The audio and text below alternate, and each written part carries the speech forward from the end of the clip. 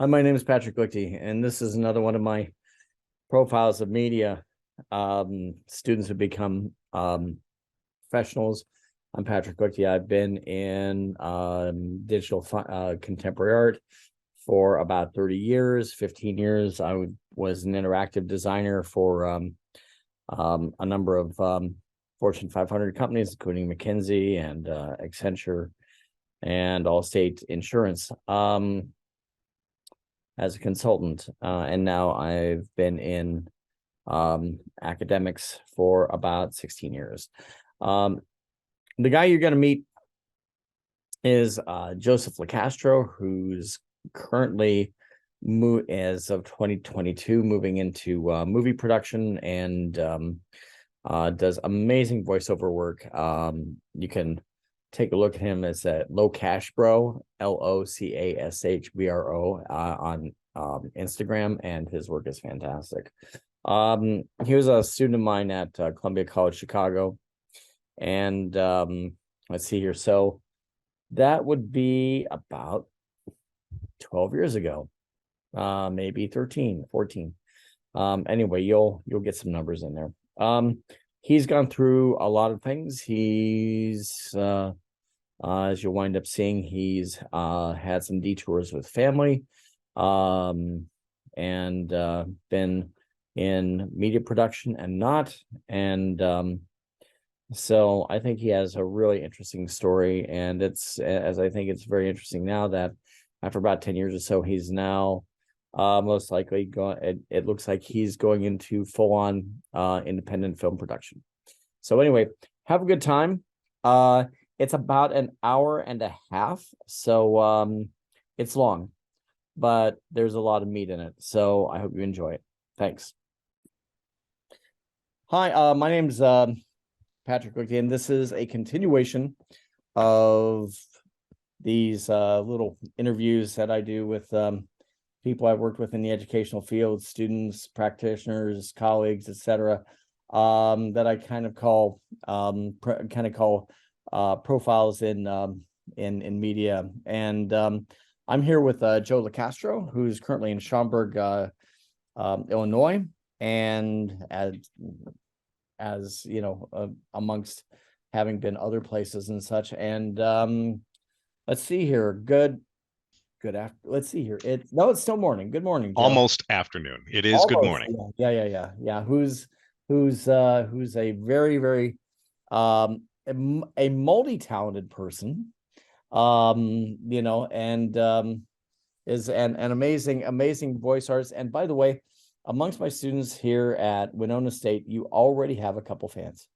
Oh, good gravy. That's the last thing I wanted to hear. So can you give me a little background on yourself? Okay. A little background on myself. I was born and raised in St. Louis, Missouri, spent 18 years there, and then decided I wanted to make movies at first. And so that led me to a college called Columbia in Chicago, not New York. And I had to tell a lot of people when I was saying I was going to Columbia, they're like, "Oh, New York, Columbia College of Chicago." It's still not shabby. It's still, I was very proud to go to Columbia, and I figured it's a for a school that merges a bit of theory and practical and that sort of thing. It's a very respectable school. I felt that. I felt like the practical applications of a lot of what they were teaching there. I'm a very hands-on learner. I was an experiential learner during grade school. So coming to Columbia was really great. Spent a year and change doing film before I decided that video games and game development were the thing I really wanted to go into, which brought me over to the interactive arts and media department at Columbia. And that started my path into making games. So I wanted to make video games. That was my goal out of college, like to get out of college. But during college, I had an exposure to a ton of different mediums. To board game development became something that became very important to me during that time. I hadn't really thought about board game development, but now I would consider myself more of a board game developer than a video game developer. I did I worked with multiple people who were also very creatively driven around me to make little projects here and there. I set up podcasts for the department. I set up a game development club that would meet and Mhm. talk about game design theory. Uh, as opposed to just playing games, we talked about making games, and we would do extracurricular game making. I just really tried to soak up that time, so by the time I got out, I had taken a little break from school to work at space camp. I was actually a space camp Oh, that's counselor for crazy. I was a space camp counselor for 9 months, and then I went back, finished my degree, and when I was out of school, was like, all right, I'm what am I going to do with myself? I worked at Midway Games as an intern for about 9 months. And I worked, that was back in 2007, 2008, around that time, 2008, actually 2008, 2009. And and then after that, I worked at Space Camp. And when I finished school, it was a little difficult for me to I applied to all the local Illinois game development houses. And I was like, all Yeah, right, High Voltage, Volition, anybody in town at the time, Midway, uh, didn't exist anymore. So there was NetherRealm, there was Warner Brothers. Um, there was a few places in town that I had applied to, and a few places out of town too. And the industry began to solidify into the video game industry began to solidify into what felt to me like two ways to make it work with a video game. One, you knew somebody. You knew yeah, somebody in the industry already who could hire me into a job like a QA position or an intern position again as an associate producer, something low level. right. Uh, or you design the game yourself.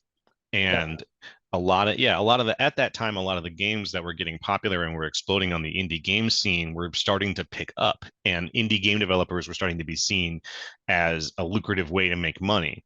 This is right around the time that the explosion of games available began to happen on Steam, where there's 100 games every week that are released now. That number 10 years ago, 12 years ago, 15 years ago at this point was much lower. And so people began to be like, oh, I can make a game. And they began to learn Unity at that time. And they yep. began to work on figure things out and make their own levels and mods and this and that. And I chose not to do either. Mm, And so part of it was that I didn't consider myself much of a programmer. Even coming out of school, and one thing I liked about school was that school was the last year of school was modeled as if you were producing something, right. like you were modeled like a company. The problem I ran into was that even though I was the lead designer of the game during that time, Sure. I was also splitting my time acting as the lead producer, Yep. and so it was more like creative director. And I hadn't really applied, I'm going to be honest, hadn't applied myself a lot when it came to the technical side of game development. I knew how to do it, I knew how to look at it, I knew how to Right. read code, I Yep. knew how to say, how to tell a designer something, like how to show them the design and iterate through it, but I couldn't just go do it myself. Yeah. And so it became a matter of, in the last year, me proving to the team that my role was useful as trying to draw everything together: art, music, sound, design, as Mhm. opposed to the designers who didn't necessarily trust me because I couldn't just go do it myself. Right. I couldn't contribute in like a heavy lifting way. So when I came out of school, I had I had two games that I published. One was called Net Gain Stories, and it was a Mhm. choose your own adventure game that we published on Android, me and my friend John. Mhm. Right. And he wrote all the code for it. I wrote the story and the branching paths and all that. So I just wrote the game. And then he and I and a friend of ours published a card game, a physical card game that we released also. So I have made games, Right. Sure. and with that, I felt accomplished. I worked at a major game company. I was doing well, but I said to myself, like, if I was going to make another game, I would need to make it myself. And I Yep. don't think I have the chops to do that. I just don't. Okay. So, what am By I the going to do? as a quick aside, what what do you think you would have done to, make sure you had those chops? In other words, like focus a Yeah. bit Oh, more yeah. on programming, or maybe even take another semester. I mean, that's, I mean, for most students, because of the debt load and all these sorts of things, that's really unattractive. But on the other hand, Yeah. if you're talking about ROI, your potential ROI, your future Yeah. ROI, It's big. it might not be a bad idea. Let me tell you what I would have done at this point if I could go back Okay. and talk to Yes. Yes. myself. Okay. I The first question is you got to ask yourself what it is you like about video games and making video games. Yeah. Well, Because what do you like about whatever you want to do? whatever you want to do, yeah, Yeah. what do you like about that process? Does the baker enjoy making dough as much as they enjoy the smell of a finished muffin? And the baker, if the baker is their vocation, the answer is yes. That process, that work, that sweat equity becomes a rewarding thing in and of itself. So when I look back at myself in school and I think, okay, if I wanted to come out of school differently and making games in a more concrete way, Yeah. what path would I take? Mhm. It would be, I still would not encourage myself to become a programmer. I would have put a lot more effort into the design side Sure. of things Okay. specifically, Yeah. Yeah. Yeah. like level design, using Unity and manipulating it to do scripting Yes. and to make little things so that I can make a prototype, because that would be nice to be able to do if I wanted Yes. to actually continue to make games in that way. Prototyping is so important. Yeah. And when And I came out of it, oh, sorry, go on. in other words, maybe not become a programmer, but at least know enough about the code that you would have a functional level or enough about the code that you could get in and you could tweak a few things in an existing framework.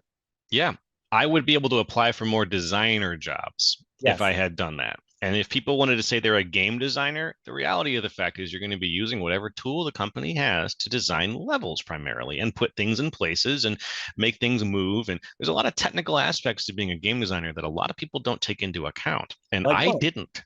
Well, Like what? like learning, the scripting language is necessary, how to like work with artists to make sure that animations flow and they get linked into characters correctly so that they Yep. move, and but then not branching too far out into those specializations, but also realizing that you can do that. And it started to feel like, do I want to be do you want to be an animator? Do you want to be a concept artist? Do you want to be a sound designer?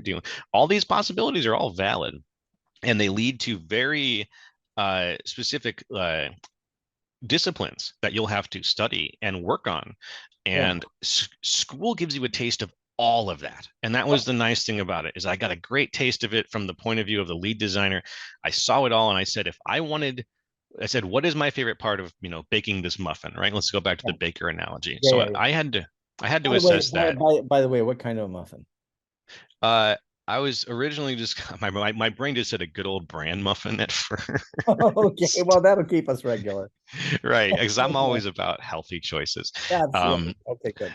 but in this analogy, I thought about it, and this is speaking very subjectively. My favorite parts of making a game were the mechanics of the game, Certainly. like how one part of the game relates to the other, or how we can distill an experience down from the real world into a game mechanic.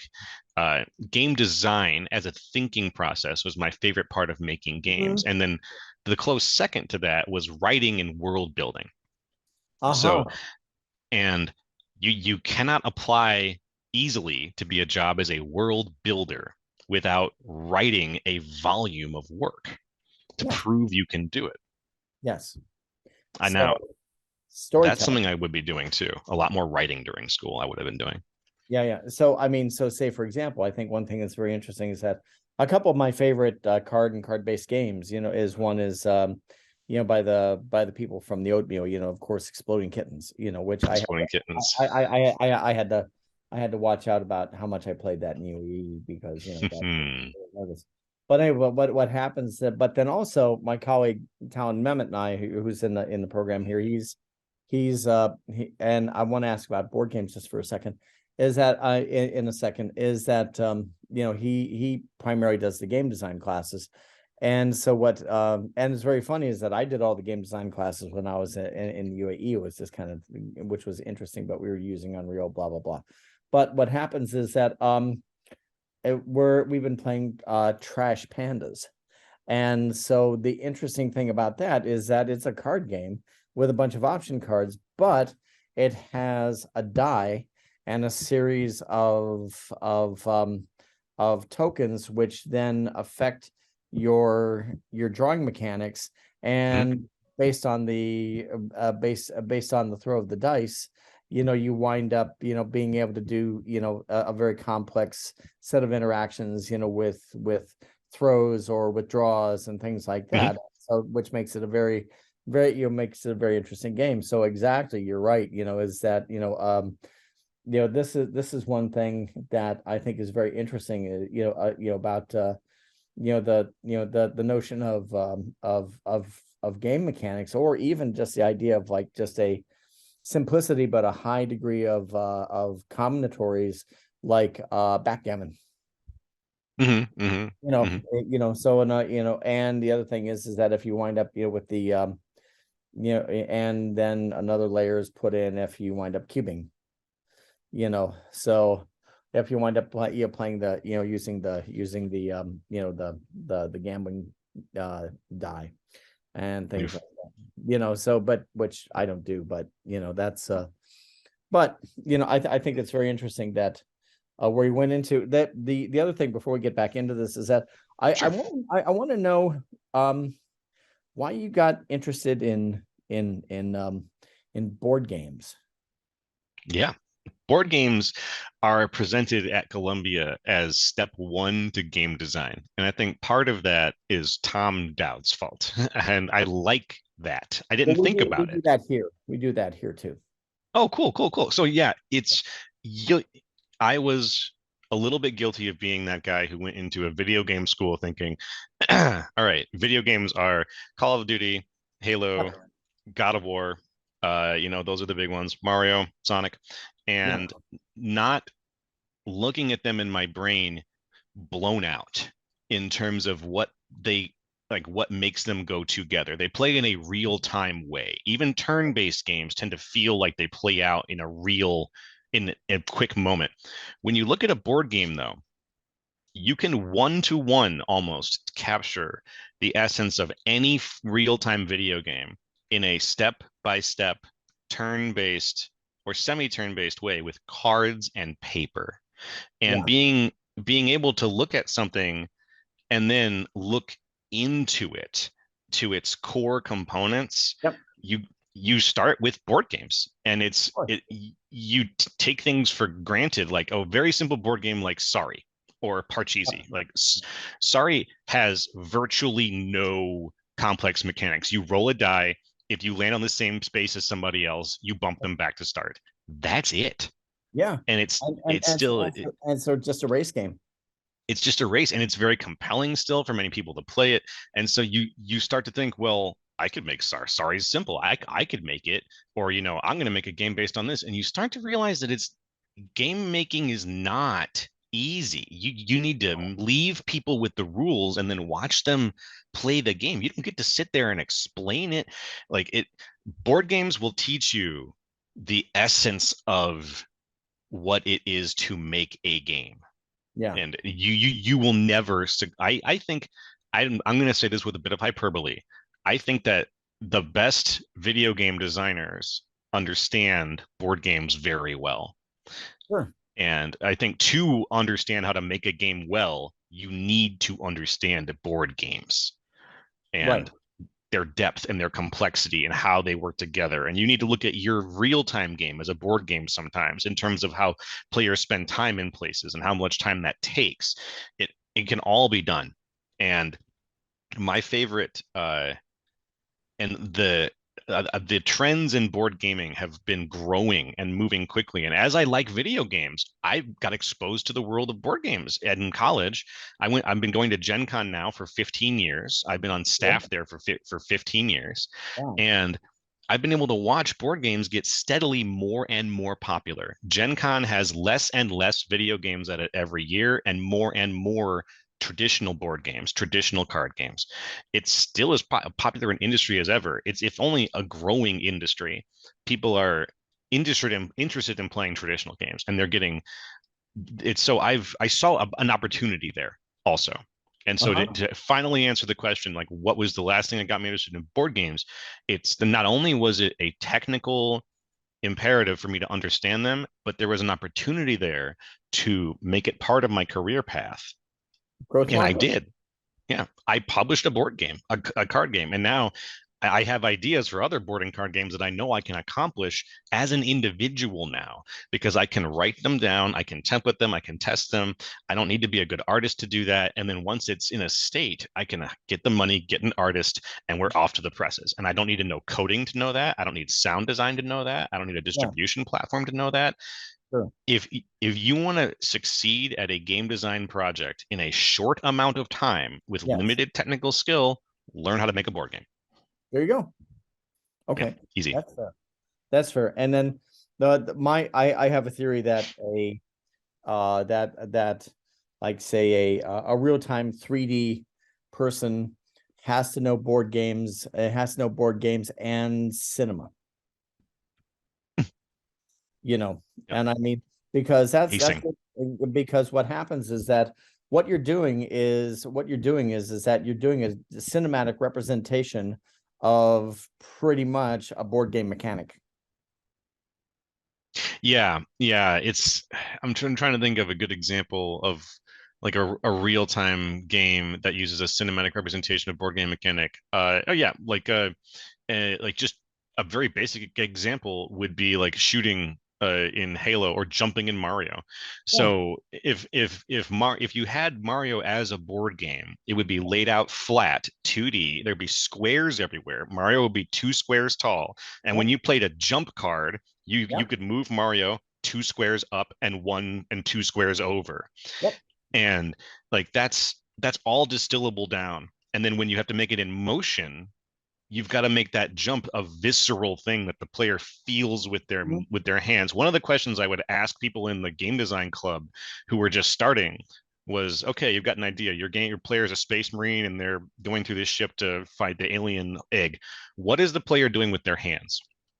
And Mm, they would say, oh, they're the character is running and they grab items. Okay, okay, the player of the game as they play the game, what do they do with their hands? yeah. Do they push A to jump? Do they move the left analog stick to move? How Sure. often do they pull the trigger to shoot?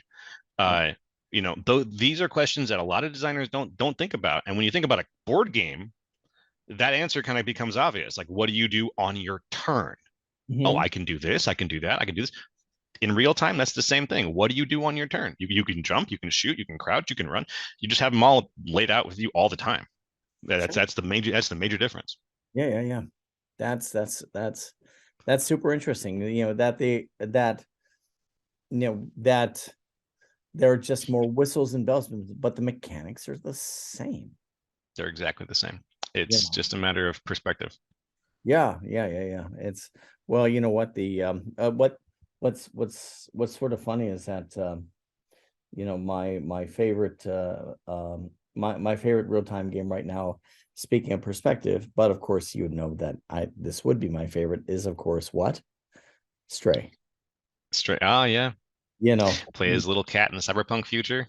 Yeah, exactly. You know, I mean, of Yeah. course, you know, I can't get enough of that one, you know, but anyway, that's like, you know, that I said, oh, good, it's a game where you're a cat. I said, oh, good, I don't have to be a human being anymore, and now I can be my favorite animal, you know, and then, you know, that's the whole thing. But you know, it's actually a really compelling game. And it's, you know, it's you know, and it's not all sweet, and you know, the I've heard it hits a little bit harder, and it's a very story driven, very narrative a weighted experience is what I do hear about Stray.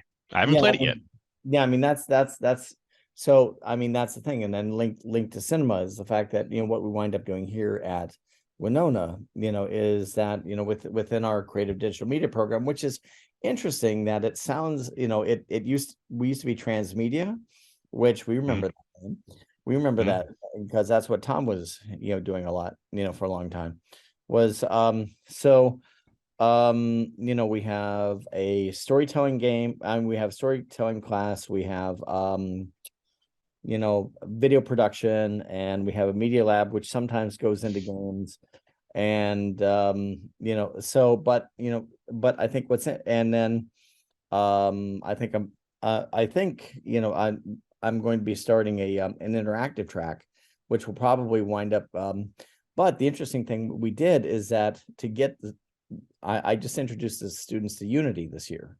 So what Hmm. happened is that what I got them to do was build each of them one or two scenes with a teleport object. And so what happened Hmm. is that instead of turning it into a game, I had them video it and turn them into scenes. Hmm. That's And smart. and do and so in other words, we didn't really have to worry about the coding. We didn't really have to worry about all these things. And then but then now they at least now have a proficiency in Unity. So if I want to go up into advanced, then we start making games. Yeah, there's an interesting world of game design, of digital game design specifically, that I saw explode as the indie game scene came up. People began to make games that reminded them of games that they liked. And Mhm. from their childhood, and from like the adventure game genre began to explode. The art collective that made Disco Elysium Mhm. released a game with virtually no action that is one of the best games I've ever read. It's mostly a narrative experience. um there's and then the explosion also in the there was an explosion not just in adventure games, but in the full motion video world. You want to Mhm. talk about like cross media and transmedia? There's a Yeah. lot of games on Steam now, especially the really popular Late Shift and The Bunker. Uh, I think there's one called Her Story that's also very, very popular. These are mixtures of footage just being run through a game engine. Not for broadcast is one of the best games of the last year. And Mm. you play as a censorship agent who has to watch a footage of live actors talking, and you have to know when to switch the broadcast between the desk and the commercials and to cut the feed based on different political rules at the time. It's kind of like Papers, Please, but Yeah. with footage involved. And so I love seeing these games sort of branch out into being these narrative experiences. And it's like, is this a game? Do you want to even call this a game? Like, it's more like a narrative experience. Can you really Yeah. win, or do you just get to the end? Uh, and so the word game has become very reductive, Yeah. and like there is not a lot of these are not games in the common sense that they can be won. You just sort of finish them, and that's like, so calling God of War, like, here's an unpopular opinion, calling God of War purely just a game. Yes, Right. it has a set of rules. You get to the end, but are you like, all you're really challenging is yourself. So God of War has more in common with Solitaire than it does with Halo. And it has, By the it's way, got, that's a super interesting statement. you know, I'm gonna go ahead and write my name next to that one. Yeah. Yeah. But my, it's you just overcoming a set of rules you imposed upon yourself by you choosing to play the game. And when you get to the end, it's just over. You don't beat anything. It's just you've made order of chaos, do it again. And that's it. It's like solving a jigsaw puzzle. Would you call a jigsaw puzzle a game? It's like, yeah, maybe some people might. It's amusing, but games have very specific definitions. And when Right. people think of it, like, if someone calls something a game, to me there has to be like a win condition, and that win Well, you know condition what? can be, With the puzzle, it's finishing the puzzle. it's finishing the puzzle. You win because you're done, and it's not and the challenge was inherent, but you only proceed because you choose to proceed. And that's where interactive media becomes so interesting to me. And when I see games and game developers who are just starting now, coming up with these really narratively driven ideas and ways to use a game engine to tell a story, that's usually Yeah. where game design starts. Is they think, I have a story to tell, I'm going Yeah. to use a game to tell it. Right. Go crazy with that, break it apart, find 1,000 different ways to tell your story inside of that engine. It's not the same it's always been. It's all different now. It's Yeah, great. yeah, yeah. And it's yeah, and sort of like is that you can pull that apart and see what events are within your narrative that can allow you to create to create heuristic branches and things like that. Hmm. So, and I mean, yeah, I think that's really interesting, starting with a narrative, and then seeing seeing what situations, what heuristic branches you can make, and then kind of maybe let that help you, not let that drive, but help you with the with the structure of the interaction. I've got two good examples of that. One is the game Danganronpa, which is there's a series Mm, of them, and they are detective murder mystery driven games. yeah. But spoiler alert, there's no way to necessarily fail the game, and there's only ever one correct answer. So you're really just playing through a pre-scripted narrative. As Sure. a player, you don't have any impact on what happens. You Right. just see it happen. Right. So but people say Danganronpa is a great game. Why? It's not really a game. You're not really beating anything. You're just watching a series of events and putting them in order. It has, again, more in common with a jigsaw puzzle than it does with backgammon. And Or how about Rashomon? uh, you see it from different Yeah. perspectives, but the story is always technically the same, even Yeah. though you're seeing it from different perspectives. I do like Rashomon as a good example. Yeah. The other example I had game wise was, let's see, it was Danganronpa, and I was just talking about this. I lost my train of thought, but it was the idea of telling a story through a game and giving the player the illusion, oh, it's not a game. I sent you. I sent you a link to this. It's called 17,776. Have you ever heard of it? No. Okay, this is for you football fans out there. Ah, Uh, yeah, many. 17,776 is I'm going to call it an article because I don't want to spoil too much about it, but Yeah. it's one of the coolest new media narratives I've ever experienced. Hmm. And it tells a story of humanity and how we experience play and games 10,000 years into the future, like over Hmm. 10, like 15,000 years into the future from now.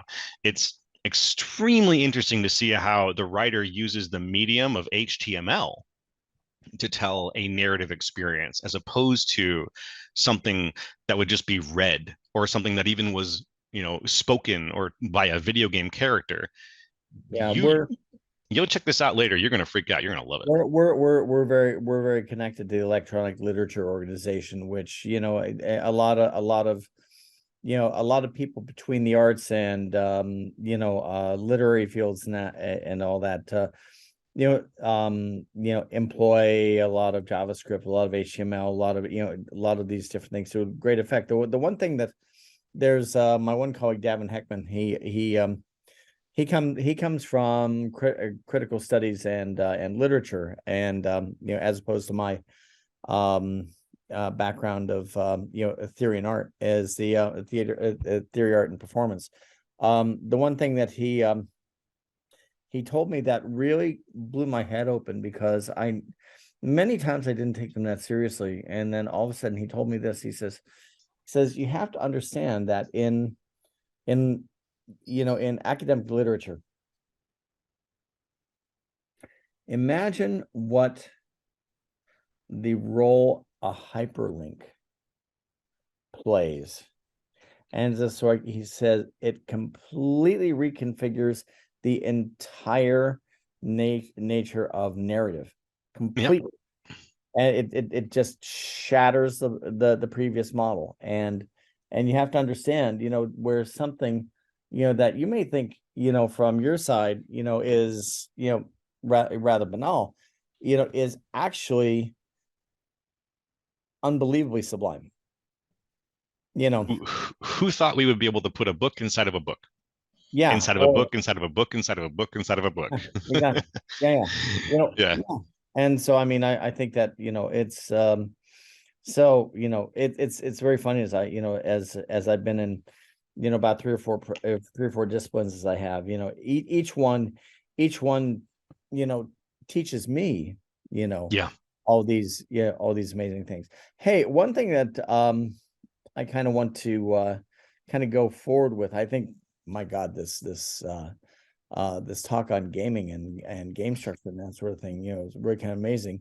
But yeah, would you mind telling me a bit, the I'd say the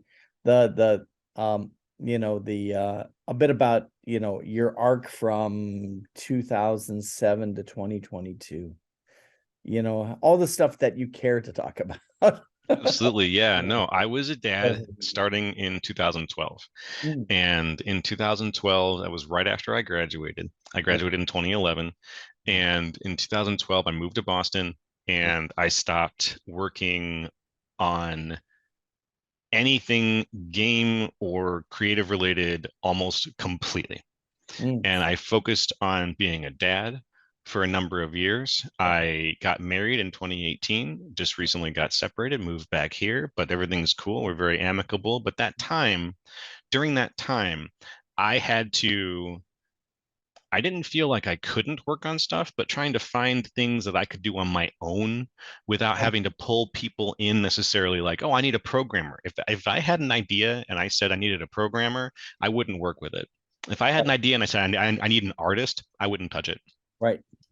So for a number of years, I I worked on myself. I got my career going. And my career, what I do now, right now, is I developed a career in customer support, starting with the fact that I was a lab aide at Columbia.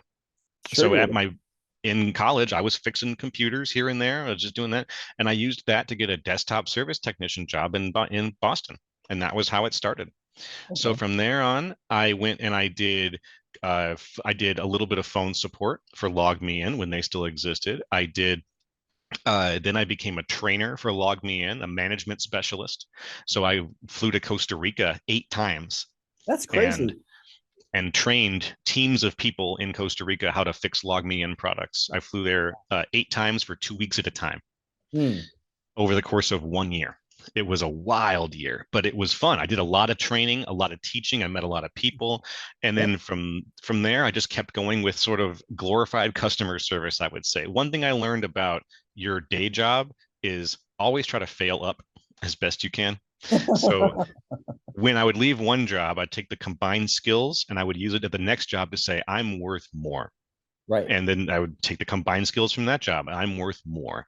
So I worked at an auction company as a knock engineer, making sure that all of their auctions were running smoothly, and that was Yeah. pretty much it. I worked at a company as an application support engineer, which again Sure. means customer has problem, I fix problem based on criteria the company gives me. I'm not a developer, but I No. am I am working with technology on a daily basis. So the way I paid my bills during that time was I had a lot of in-person work, but then when the pandemic started, I switched fully remote. And for the last since the pandemic started in 2019, 2018, I've been fully remote since then.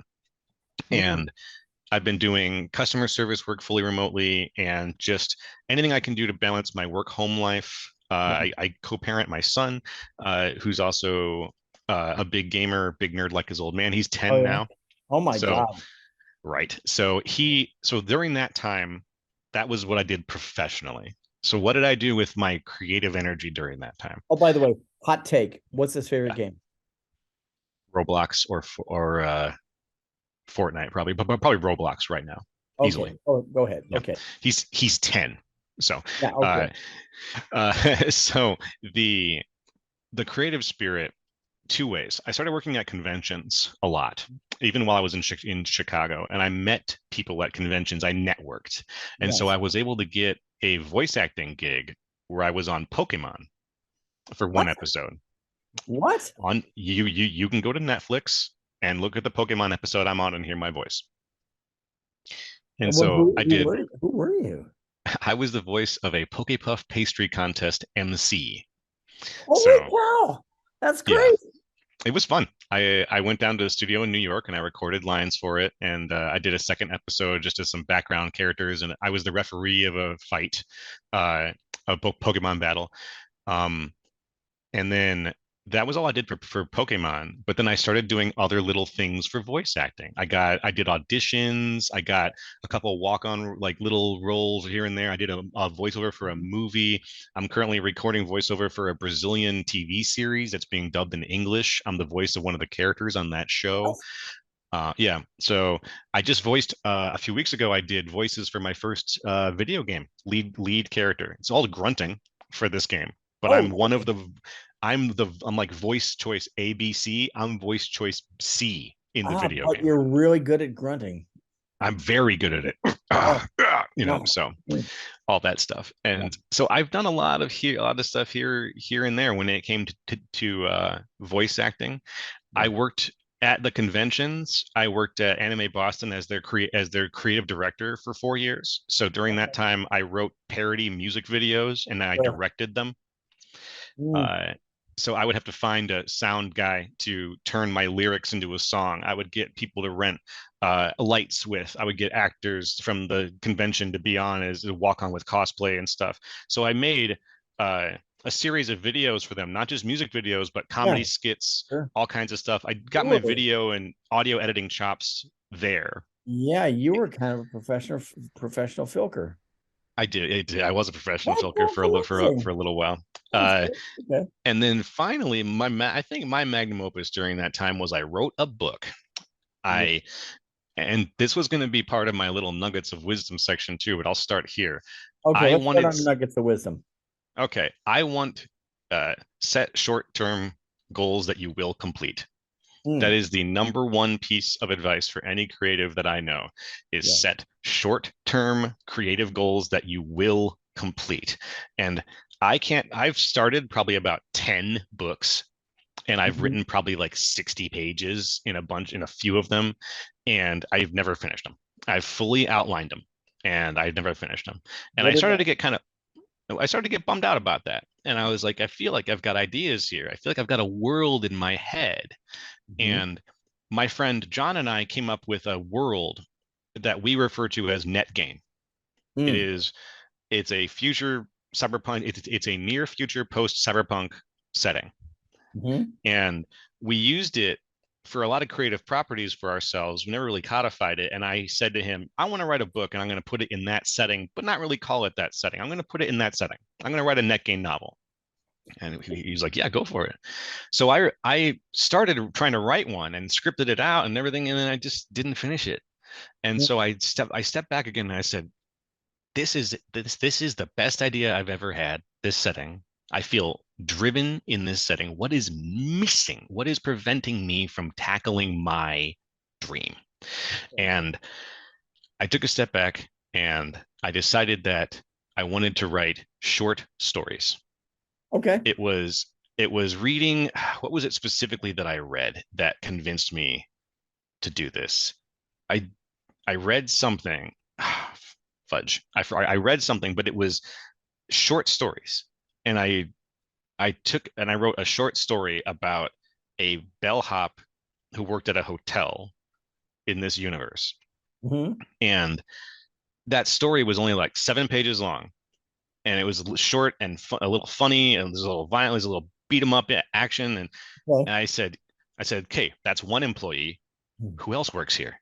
And then I wrote another one about mm, a different employee. And I said, okay, well, that's cool. They're friends. Who else works here? And then I wrote once I realized that was done, I had written 11 short stories, actually 13 short stories, somewhere between the length of like 7 to 18 pages each. that's super interesting. And I said, all right, I just wrote a 230-page book.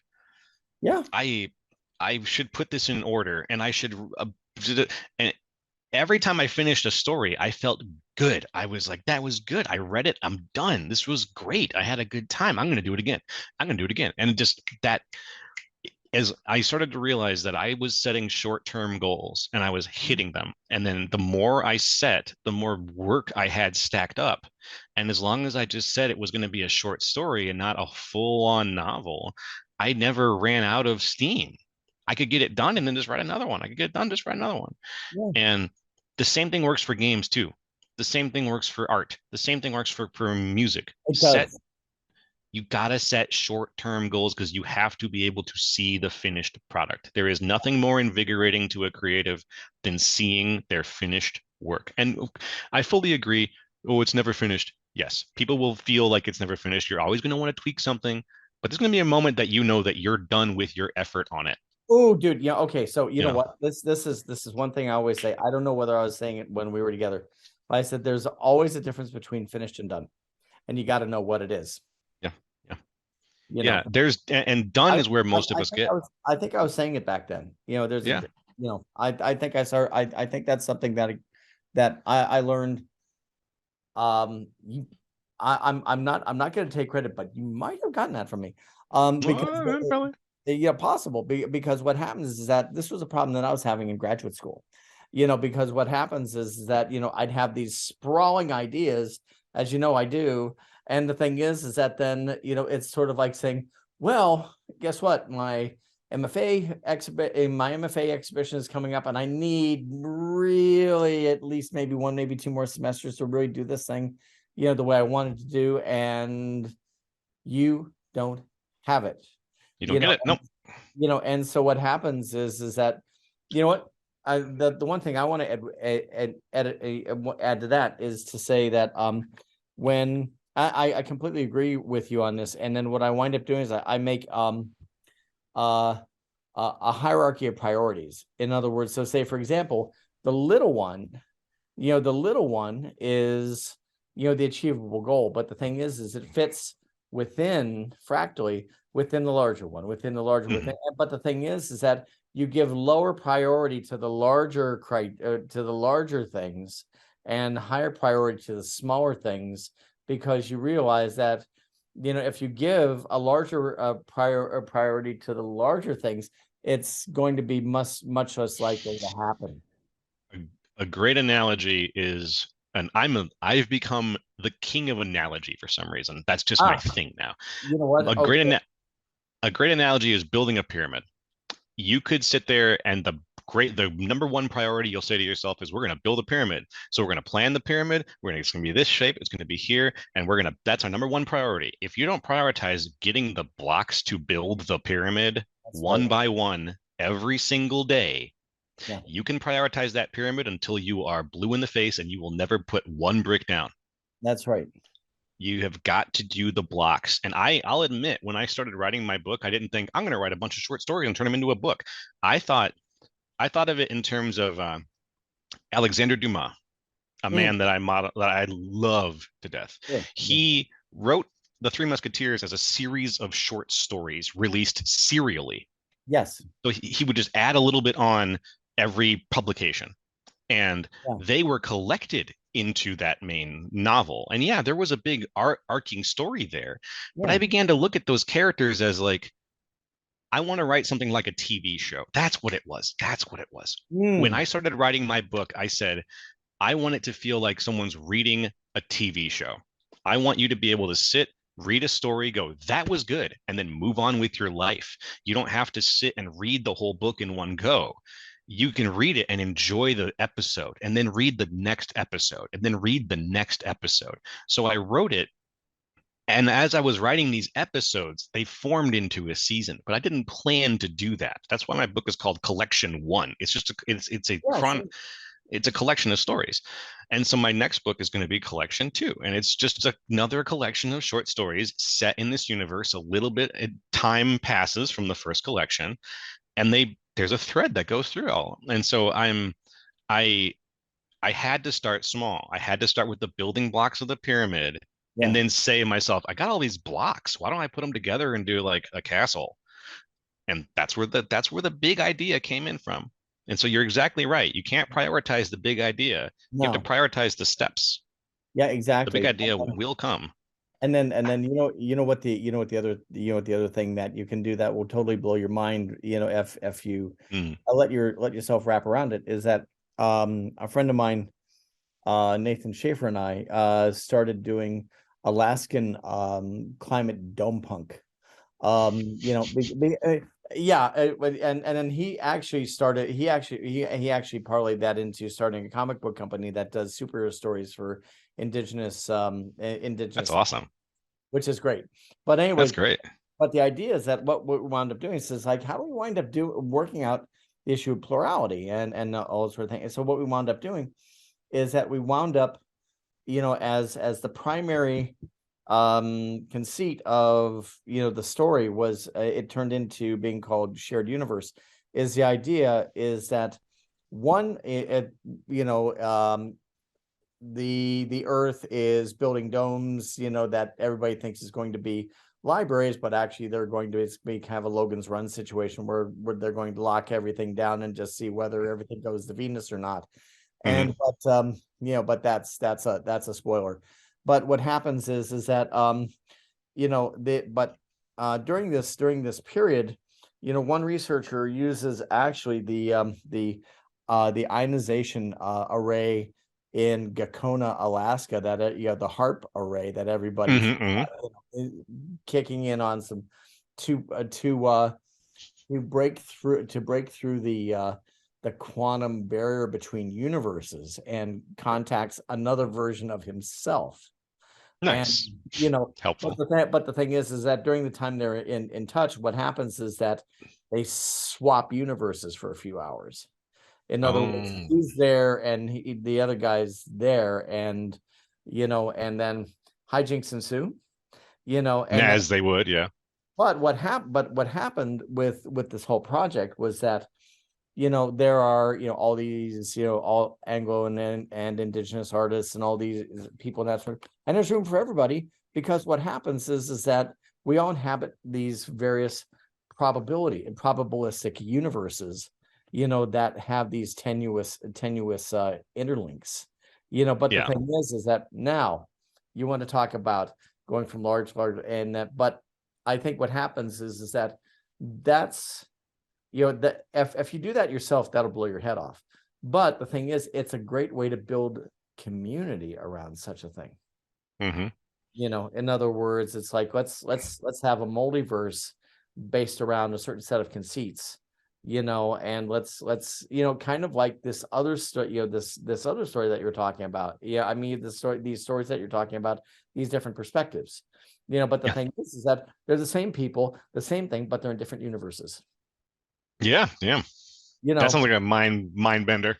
Yeah, in other words, it's like, okay, so what's going on with Susie and John and probability probability vector 0.3567354, as opposed to Hmm. probability vector into probability 0.5060304. That's some Rick and Morty stuff right there. It totally, yeah, exactly. So that's kind of thing.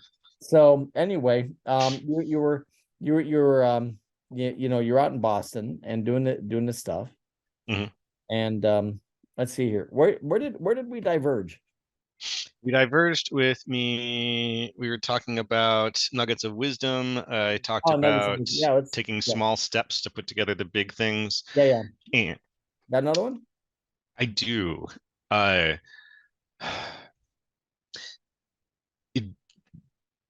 be open-minded.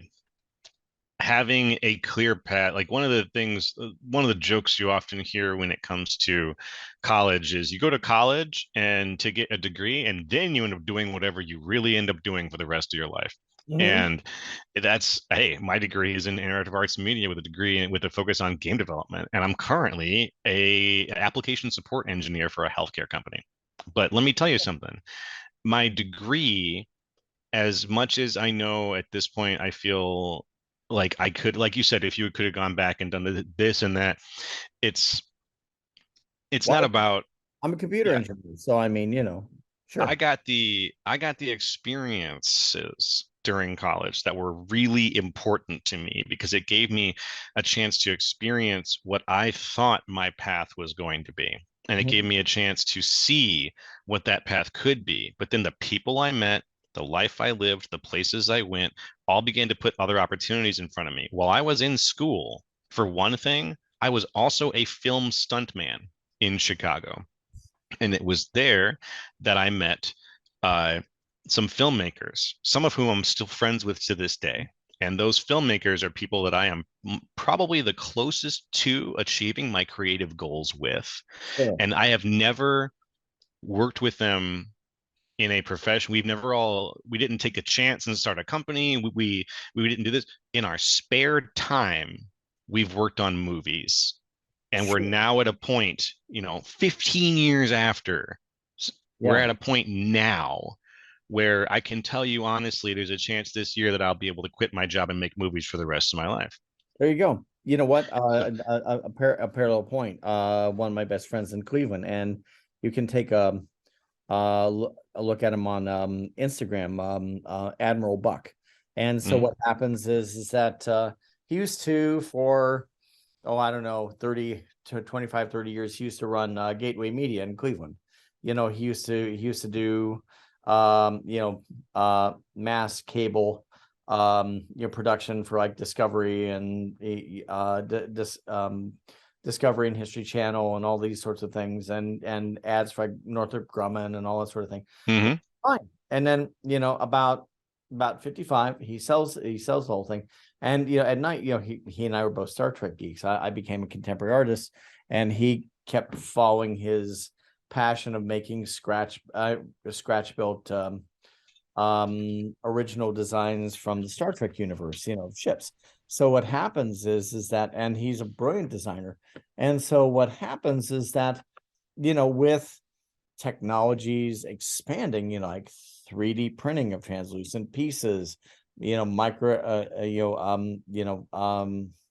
miniaturization of little programmable things that could do running lights and all that sort of thing. mhm, And then just working on things like just opening up, and 3D printing all the hulls and everything, and then opening up the holes and actually putting 35 millimeter renderings behind them, and that sort of thing, and electronics and all that. He's currently making ships for the Picard franchise. nice. You know, Very cool. he shut himself down. He started up his prop shop, and now he's working for Paramount. Now he's a subcontractor at Paramount. That's a guy who figured out the building blocks and stuck with them. That's And a really good point. that's kind of what I did too with film. The building blocks was I attached myself to a couple guys who could get things done. And the reason I did was because I saw them with finished work, and their Yeah, finished work was good and high quality. So if you search me on IMDb, you'll find me. I've got a handful of things on there that I'm very proud that I've worked on, yeah, and that they are paying off now. I stuck with the building blocks. I didn't compromise, but I finished the stuff. It's good to have the work, but the finished product is something you can go to someone else and say, pay me to do this now. And yeah, if you want it to become a professional thing, I've talked to so many writers who are like, "Oh, I've got this world I've been building, and it's got 100-year history and this and that." I go, "All right, how much of it have you written down?" And they're like, "Oh, I started this thing a long time ago. Why didn't start it again, but make it smaller. Tell yeah. like a small story inside that universe and just finish it." And they're Write a like, "Oh, chapter. well, but then I'm going to write another story after that one and this and that." Shut up. Just write a short story with no plan to write a story after it. Get Yeah. it done. I wish I could shake so many people and You know just what? say, build the blocks. You You know what? need to do it.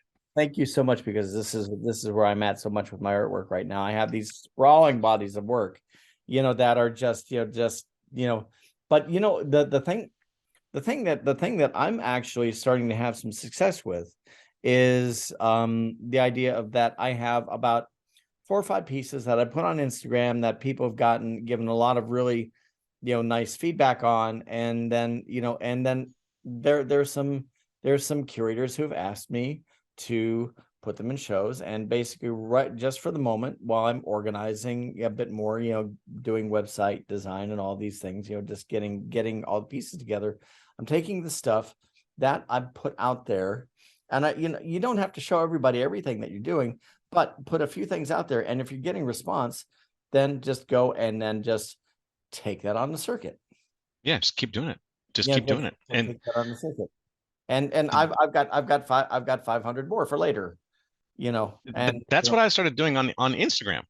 Yeah. like you with my little voice acting things. I Those I are have great, been by the doing. way. I you know what, that's the reason, partly because you know what, me, and as I said before, some of my students are like, now fans, it's like, always remember the emperor, you know.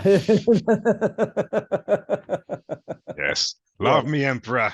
Long live the emperor. Mhm. Yeah. Yeah, those have all been good, And and then and I've and perfected. and we must not forget Mr. Vegas.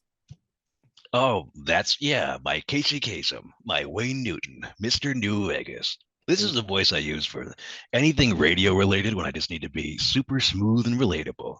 Yeah, Everybody likes this one. yeah. I know. I know. Coming up next, Karen Carpenter. I'm not even that man. You just opened up a door, and I'm not going there. There's got to be a morning. That's not Karen Carpenter. Shit. But yes, I really voice acting has been fun, but that's the next thing for me. That's like the little Yeah, building blocks. Is yeah, I see guys on Instagram, I see people making TikToks of just them doing funny voices and saying things in front of the camera, and I think I do that all the time by myself. Why don't I just take a video of myself and put it online? yeah, You never know who's going to be going through your stuff and say, I need a voice actor. Or when you reach out to say, I want to be a voice actor, and they go, oh, who the hell are you? And they scroll through your Instagram feed, they go, okay, he's putting in the work. yeah. He's in Exactly. he's in touch with his voice. He's willing to put himself out there. It's the little things that I can do that I know that are going to pay off later, even That's if I'm not really cool. consistent. And Yeah, I'm not consistent with Instagram, but I still do it. yeah, yeah, You yeah. know, And I, it's I think it's maybe good to, what? How do you? Well, let's see here. Well, you kind of do reels, and that sort I of do. thing. So, Yeah. so I mean, that's the thing, because I haven't started doing reels, and there's a colleague of mine, Patty Johnson, who used to run Art F City blog, which is, which she's running a community now, which is, but she used to be a competitor of, there's an art blog called Hyperallergic. She used to Mhm. be, in that sort of thing. And so, but the thing is that, you know, um, she's really, part of her coaching is, really kind of like, is just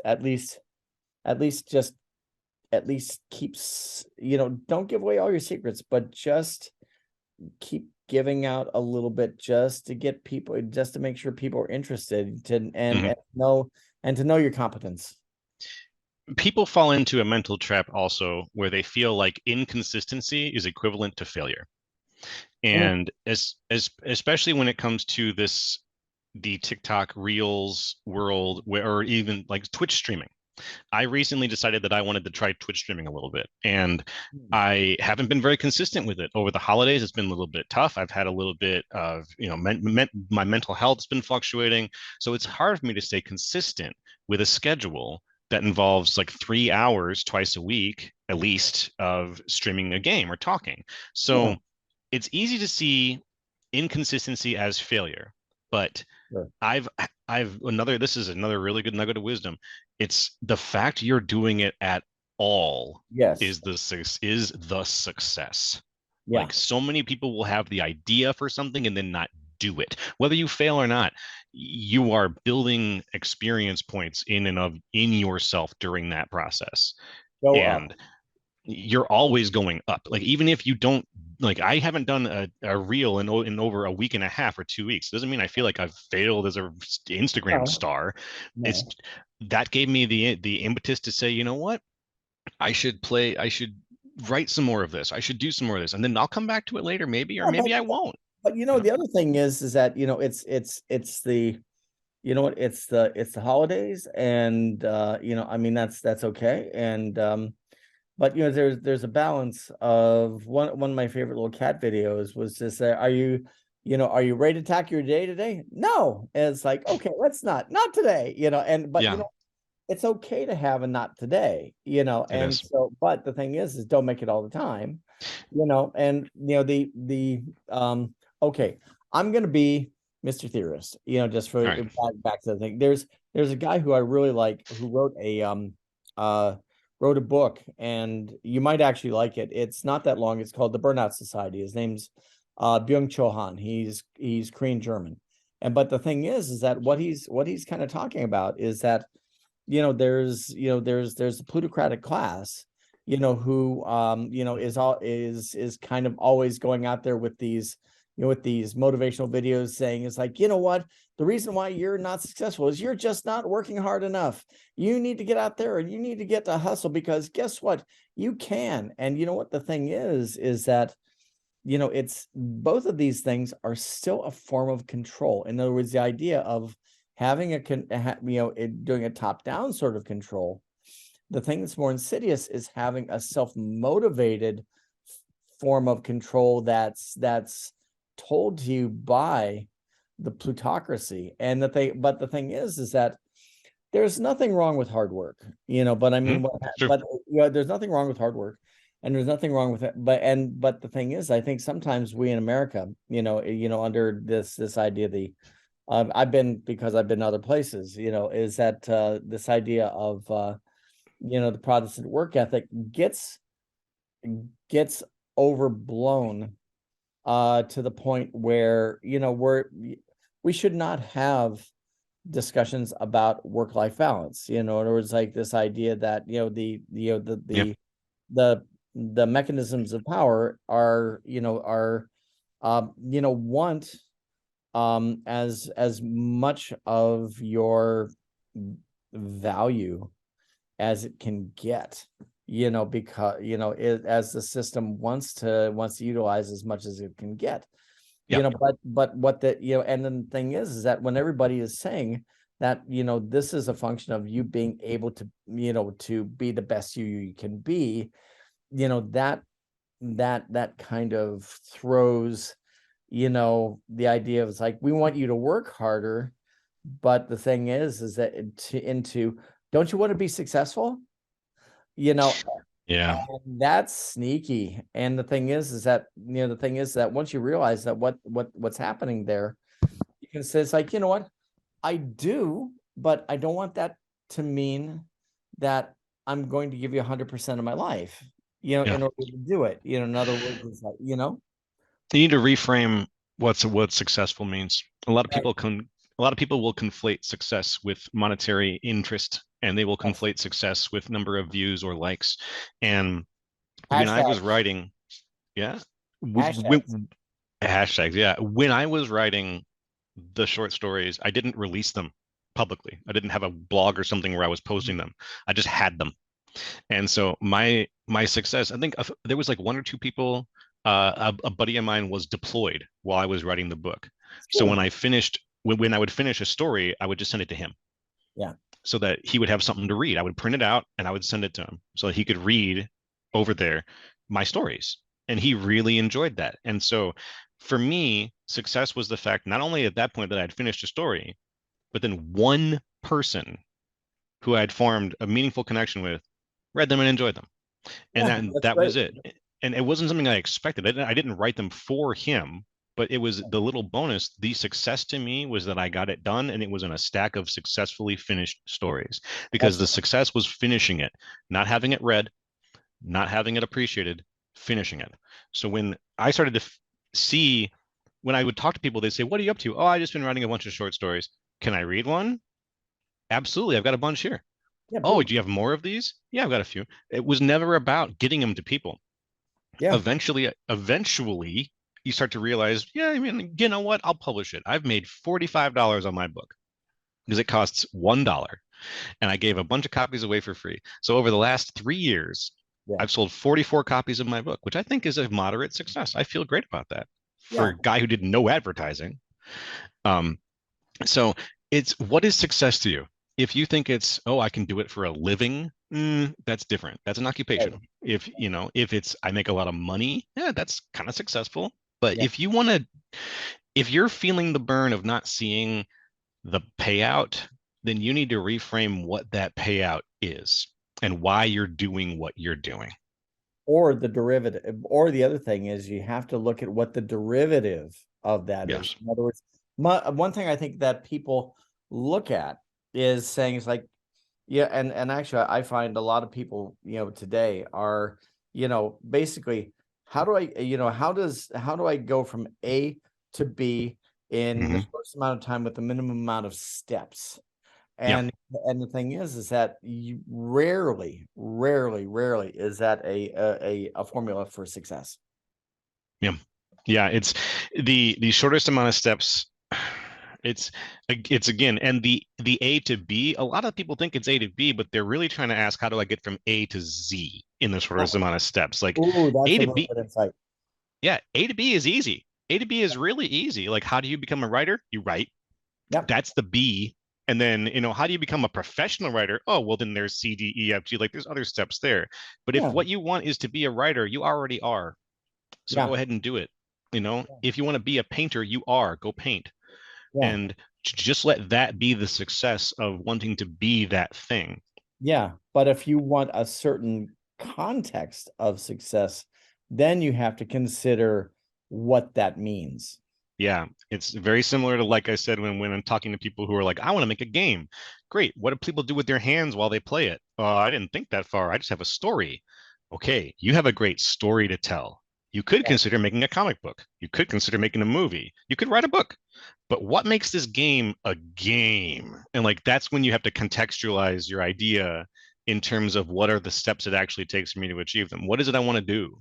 And don't leave it nebulous. Get deep on what you want You to know, do and what you like to do. you know what? There's almost one point where I almost think of like your one of your old English accents saying it says, "But Squire, what on earth does that make you believe that that is a proper quest?" You Ah, know? yes. What would have you believe that that is a proper quest? I Yeah. could get down here and do the great Christopher Lee. What would he have to say about questing? I don't know. I don't know. Okay. Probably an anecdote about stabbing somebody in World War II, I would assume. You know, and well, I mean, and the one thing I think is that sometimes when we're on the journey, we're so focused on this notion of whatever we have in our head, which may or may not have anything to do with the truth, is that is that yeah, it's I think the the the problem with goal setting is that it often ignores the process, and the process is the ride. And you know what? You need to enjoy the ride to, there was one point I was doing all these videos. I was doing all these videos, out this, when, I travel around a bit. And Mm, so what happens is that what I do is I just take my iPad and I just basically put it in slow-mo and I just stick it up against the up against the window of the taxi or the yeah. train or the plane. And then I that night I sit down and I watch this stuff and I said, oh my God, look at just look at what went by and that sort of thing. And sometimes I find that sometimes, the process of getting from A to B was so much more interesting than where I got. That's romance, man. If I was going to now here's an even more broad philosophical nugget of wisdom Mhm. when it comes to chasing your goals on a professional level, Yeah. there is a romantic element to it. And when I say romance, what I mean, romance is defined as the chase. It is not the end goal. Yes. Romance is the continual attempt to chase the impossible, the unattainable. It's that thing that's just out of reach. So if you don't enjoy, Or just seeking the challenge. yeah, if you don't enjoy that process of hiking up your sleeves and saying, I'm going to get that. Like I'm going to chase that. And the effort that I'm putting into that chase is valuable to me in and of itself. Not that I get whatever I'm chasing, but Yeah. that the chase itself was valuable. That's where you can find true romance. And that romance, like for me in my work, I like writing and creating stories, even if I don't finish them, because Hmm. I feel like I develop myself in the Yes. process for whatever the next thing is, you know? You know what? That's all. By the way, that's also another really great nugget of wisdom. The idea of work as self-development, as practice. But Yeah. I think it's kind of corny, the 10,000 hour thing. But there is a very, very, very, very solid notion to the idea of practice and expecting failure and success and frustration and joy and all these things, because this is the matter of work. And the thing is that even if you are, even if you're, even if you're not creative, Yeah. the idea of saying, okay, guess what, is that how well did I do today? How soon, are we going to have a kid? It's like, what are we going to do to the house, or things like that. I mean, just, the thing is that if you look at your life as an adventure, I think that's also maybe a way to escape banality. People say that, what's funny is that made me think about that made me think a little bit about two. So I got two responses to that. One Okay, is good. that, all right, so first is that I think about the 10,000 hours thing, right? And Yeah. I've met people who have put in they're on the way to the 10,000 hours, but Yeah. they're not introspective, humble people. And Mm, they're going to put in another 5,000 hours of practicing the wrong thing. And they're going to end up seeing they're going to have a big body of work, but not a lot's going to come out of it. right. There is a level of introspection and humility that comes from saying, like, I can grow and I will grow. Because Mindfulness. if you just think everything you do is a perfect golden egg, you're not growing at all during those 10,000 hours. No. You've got to be willing to admit to yourself a profound level of failure. And it's not meant to make you feel bad. It's meant to make you understand that you have room to grow. Yeah. And if you can't admit that you have failed a little bit, and not failed in a bad sense, but that you have room to grow, which is Yeah. where I define failure, then it's really hard to grow. The second thing that you reminded me of, oh, you were just talking about it too. It was I've lost my train of thought because I had to go back to that first thought. I'm so sorry. Well, we were in the matter of practice. Yeah. Practice, success, and failure, and the idea of, like, the romance of the travel, of the journey. Yeah. So I'm it's sorry. it's okay. It's okay. It's okay. It's okay. But I think, that's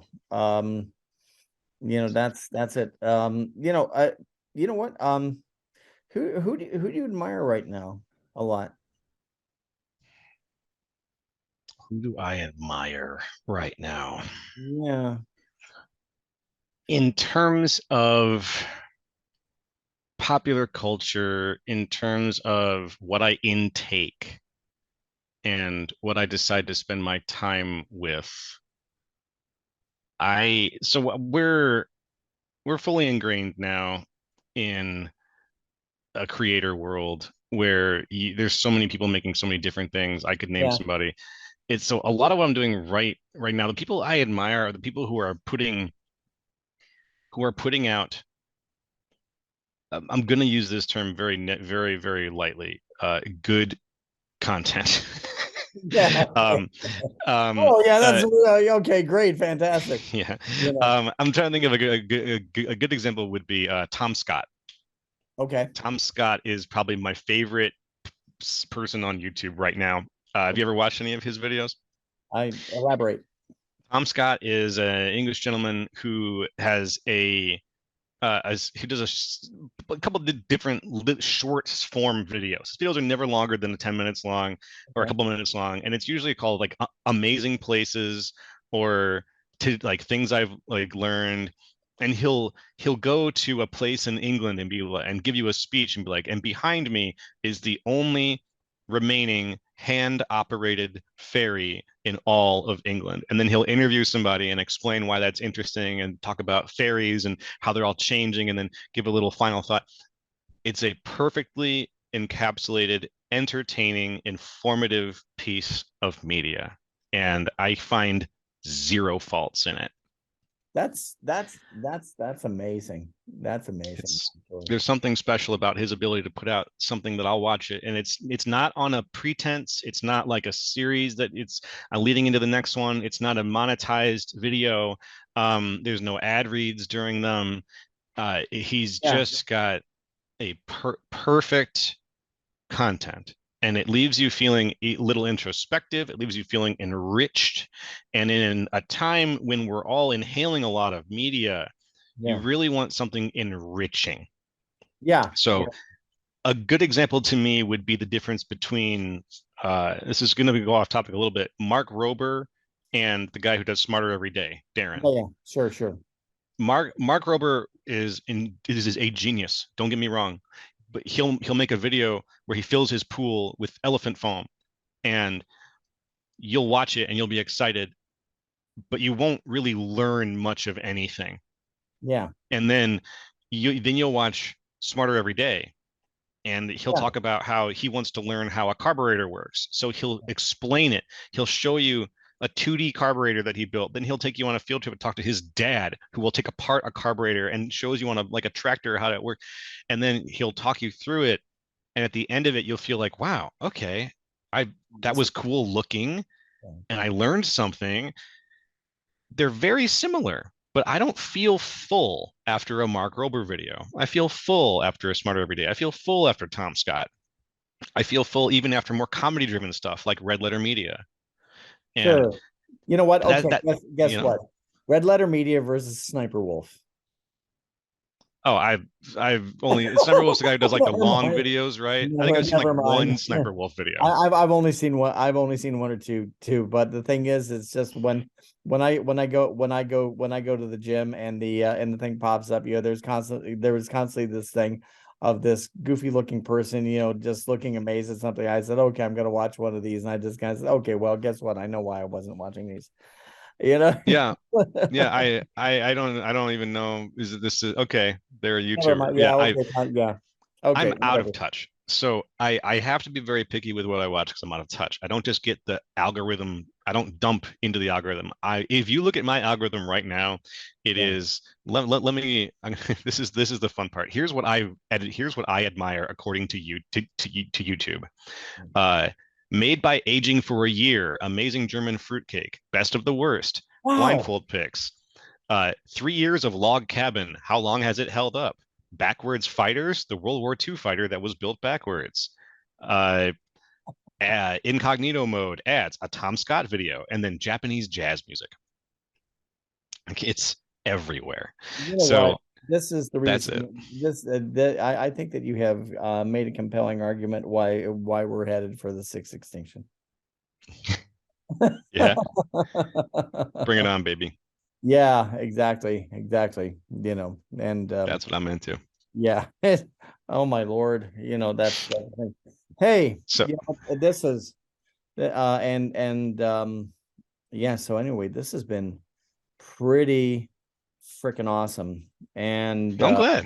you I know, had a I, great I time. mean, I really appreciate this, because I think, I mean, not only is it fun, is that I think Mhm. that there are,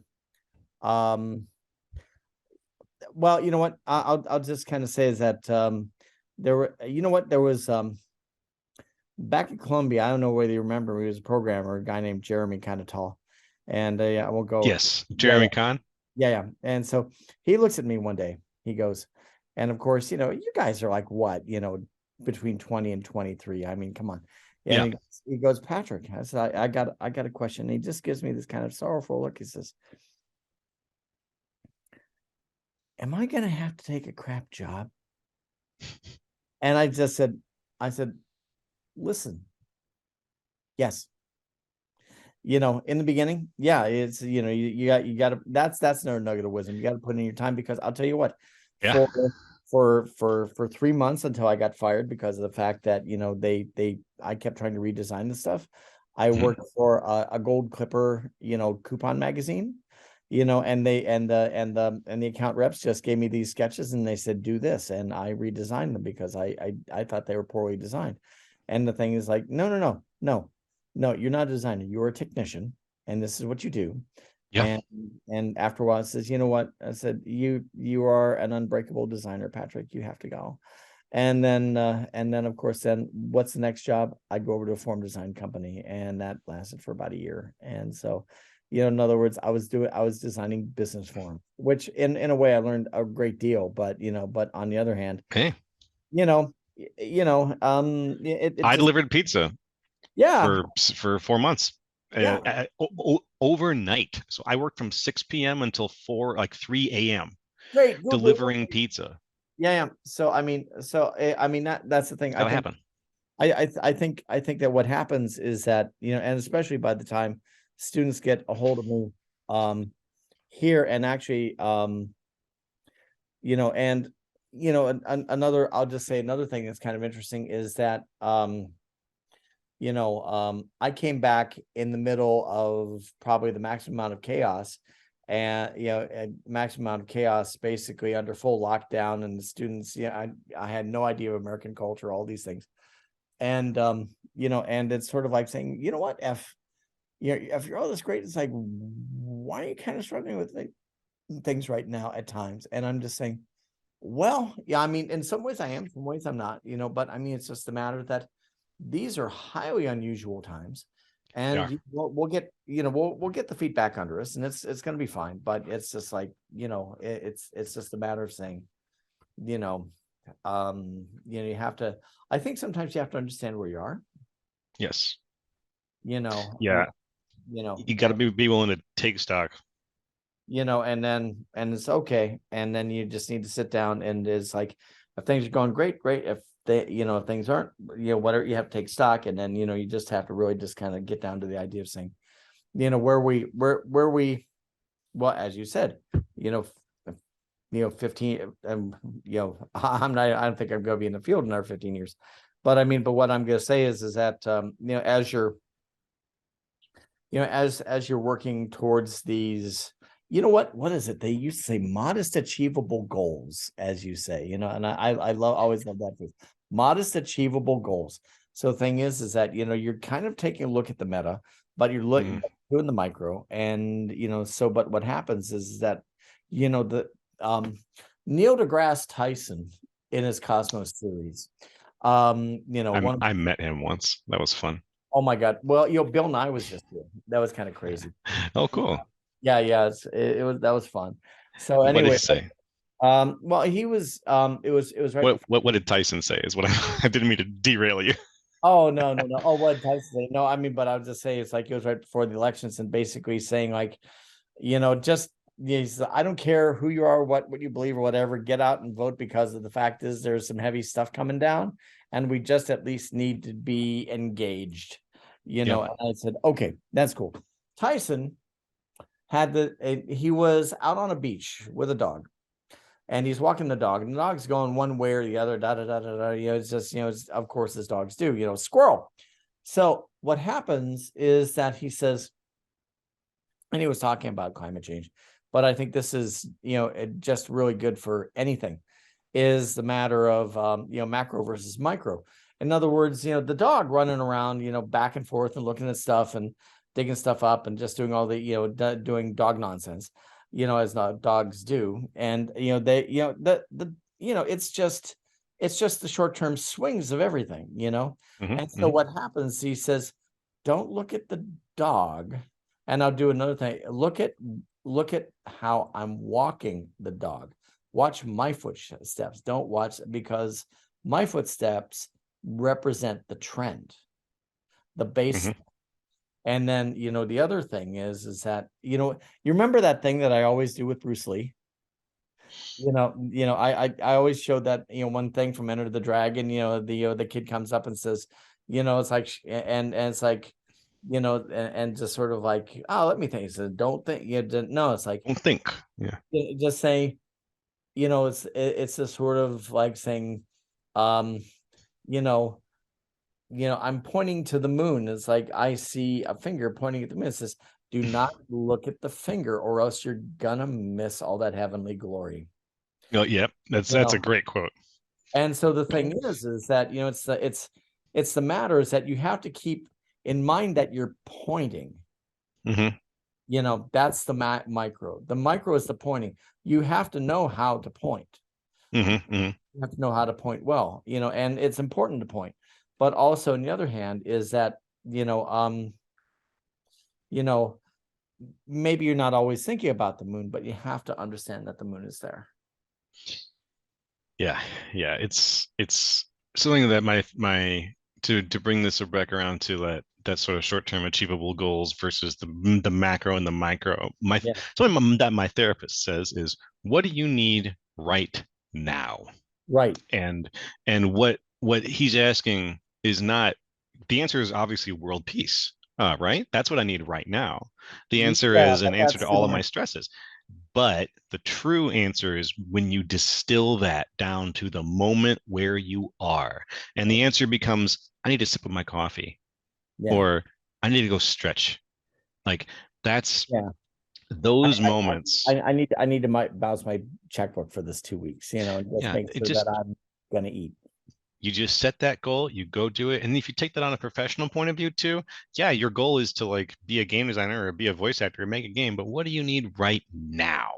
And the Right. answer is, maybe I need to go look up a course on game design. Maybe I need to go make a Twitter account for a voice actor project I'm going to work on. Like set that little goal, go do it, and then ask yourself the question again, what do you need right now? And really do drill down to minutes, hours, minutes, seconds. What do you need right now? It's a That's good really way. cool. It's a good thought process. That's really cool. In other words, it's once again, it's that this idea that you and I were talking about, about the idea of creating, creating a hierarchy of priorities.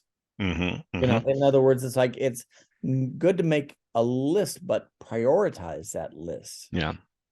And Age taught me that. huh? Age taught me that. I think. It does that, doesn't it? And You then wouldn't have been able to explain this to me when I was younger. I would have understood it, but I wouldn't have been able to apply it. no, it's like back in the day. Actually, back in the day, I was kind of a little bit more of who you are now. And and the thing is that actually I wasn't understanding that as much as I do now. Yeah. Yeah, it's tough.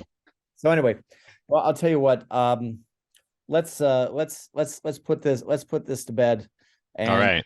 all right, thank you so much. I'm gonna give with a couple of projects I'm involved in. We always do a count out. So I'm here with Joe Locastro, and it is currently Saturday, December 17th, 2022, which is which is 3 years after the death of Roy Batty in Blade Runner, which is so interesting. Anyway, all right, let's give it a countdown. Okay, 3, 2, 1, see ya.